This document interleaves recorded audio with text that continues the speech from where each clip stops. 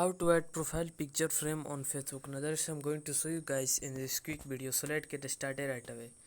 So firstly, what you have to do is you have to click on the three horizontal lines in the top right corner, and then you can see your profile.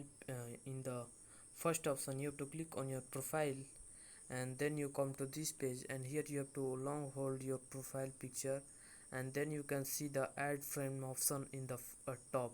You have to click on the add frame option from this drop down menu, and then you come to this page, and here you can choose your friends that you want to add.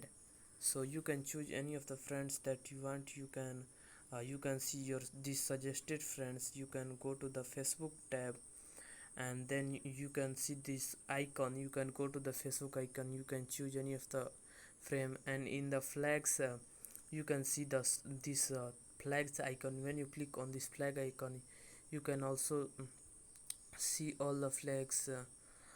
You can choose your country according to your country. So that's basically it, that how you can do this.